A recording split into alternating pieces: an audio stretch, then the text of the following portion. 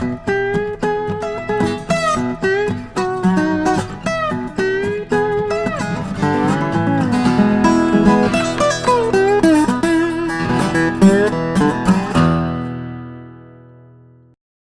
you're making a vehicle purchase, what would be your top 3 priorities? And safety is assumed. Okay. What would be the things when you think about what makes you happy in your car, or when you're going out to buy a new car, the things that really make you pay money for the car? Okay, so Feel free to safety be is honest. already included. I would say the beauty of the car, Okay. the price of the car, and I guess for me, I want to feel safe in it. Well, I know that you So said safety is assumed. So you've got I guess the- I equate size with safety, which may or may not be It true. is true.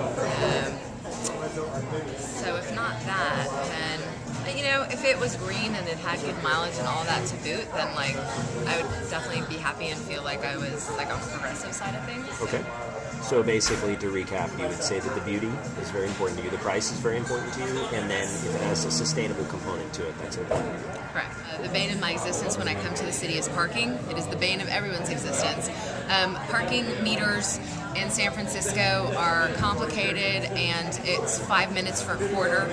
And if you can find a spot on the street that is not attached to a meter, you want it, but the spots tend to be really small. So I know actually a lot of people in San Francisco who purposely get very small cars so that they can squeeze into spots. Parking is a serious, big issue in the city for everyone. What's your favorite thing about this city, if you had to pick one thing? Diversity in the people. The people make it rock. My favorite anecdote about moving here is when I first moved here, I couldn't fit my couch into my apartment, and I just got into the building, and my neighbor was leaving, and it looked like I could swing the couch in if her door was open, and she was like, "Yeah, I'll just leave my door open. Help yourself if you need like something to drink, whatever. Because obviously you're just moving in, you don't have anything yet. You're all in boxes. Just make yourself at home. It's totally fine." Left her place completely unlocked, like with me and a crew of like 5 other guys that she'd never met before. And I just love that sort of go with the flow, whatever. I mean, it can also sometimes be frustrating, because it's a little too go with the flow. But the people make the city. I would love to have a diesel hybrid. Diesel hybrid I think it's a good stopgap. I don't think it's like the long-term goal, but I think that would be a fun car to get, because I do like the sort of homegrown biofuel, biodiesel kind of institutions that kind of pop up around here within the city.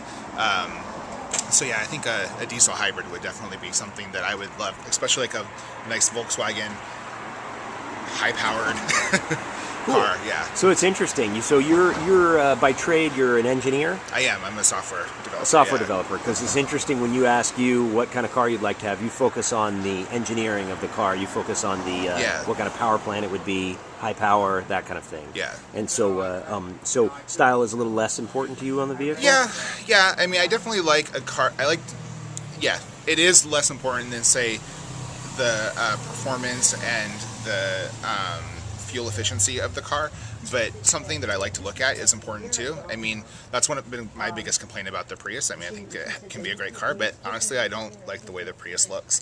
It looks kind of like a sneaker to me, and for that reason alone, I would never get one, even though they keep adding on. Even if they have a plug-in Prius, it just doesn't appeal to me enough for that reason. So style does factor in, but it's not the highest factor. Cool. What I want to see in a car that's designed for San Francisco, I want to see something that's compact, easy to park, but really fun to drive. If you assume that safety and reliability are met in the car that you buy, Right. What are the top 3 things you think about when you think about purchasing a new car?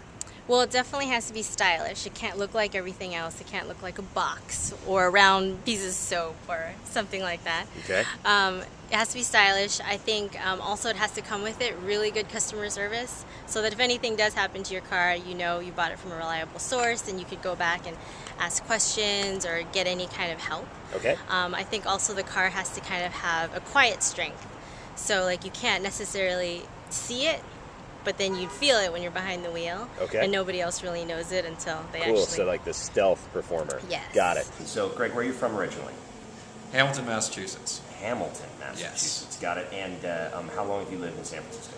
A little over a year and a half now. So came out here on a whim and really like it. Okay, so you know the city pretty well after a year and a half. And tell me, what's your favorite thing about San Francisco? It's being outside. You live in the city, but you're 5-10 minutes from surfing, you go over the bridge, you're in Marin, and you can get out real quick. Cool. So outdoorsy is an important thing for you in this city, and it seems like this city definitely has it in spades. So if I were to ask you to personify San Francisco, make it a person, so to speak, what is San Francisco to you? I would say very well educated overall, probably pretty active, entrepreneurial in spirit, and a little bit more laid back than the East Coast. It's a terrible, terrible pain to park. Okay. So that's kind of... Do you park sideways on the streets in Russian Hill? No, parallel. You parallel park, yes. So you really got to get in there. And some people have told us that on the downhill run, if you have a car with big doors, that sometimes you can hit bikers that come down the street, and it's harder to control. Is that true, or is that... Or when you're getting out of your car and the trolley's coming, because there's not a lot of room, you can kind of almost get clipped. And a trolley can't really turn. No, they're pretty much on a fixed trajectory. So the trolleys run on the streets that you drive on? Yeah, right. Actually, in front of my house. Right in front of your house. Wow, that's a San Francisco experience. Exactly. It's a funny city in that it's hard. It can be hard to find parking, so it's nice to have a small car, but you always somehow end up with a lot of stuff. Either you're going shopping for groceries, or maybe you're going out to the country and want to have room to put in a bike in your car, or just pile in a few extra friends. So let's talk about that one for a second. Yeah. So basically, what you're saying is that that public transportation doesn't fit all the needs that you need. No, the funny thing is, it doesn't. It only takes you to certain parts of the city ultimately. And one of the best things about San Francisco is how close you are to incredible outdoors. So there's no public transportation to Marin, which is just across the bridge and has the Muir Woods, which is a beautiful forest and beaches, and there's no good way of getting up to Tahoe, which is only a few hours away and has some of the best skiing in the country. So they haven't figured that out just yet, and nothing if you want to go out west to the beach. So you do still need a car, if you want to bring anything with you, you can't just do it with a bike. I mean, an ideal situation would be something where, maybe it has 4 seats for most situations, but that you could easily collapse them to get extra room. The back 2 seats, that would be ideal.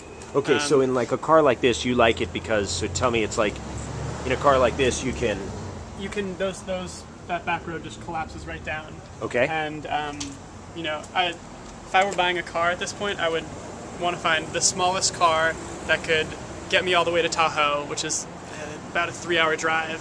That could fit my skis, and that the rest of the time didn't take up too much room and had good gas mileage. Those would be my main sort of concerns. There's sort of another crowd which uses the car as a daily commute. And within San Francisco, I feel like a lot of people avoid driving to work because, I'm sure some people do if you're going to certain areas, but because of the parking and because the city is so small, you can often bike or use some type of public transportation.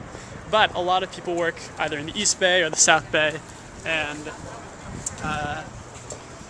that's more of maybe you need 80 miles a day or something like that to put on it if you're going all the way to farther, like Palo Alto, parts of the South Bay. And I think the daily commuter type would even, that's where an electric car could really be great, is for those daily commutes where you don't need longer distance, and probably a lot of those families maybe would be open to having a second car that they can do for longer distances for things like going out to the country. And so I think, a car designed for that community would be a big success as well, even though it's limited in terms of the countryside. But it isn't as much of an all-around thing. If there was a way of combining both a good car for daily commuting, good mileage, potentially alternative fuel, with something that could actually get you, a 3-4 hour drive away without having to stop and recharge, that would be sort of the holy grail for San Francisco.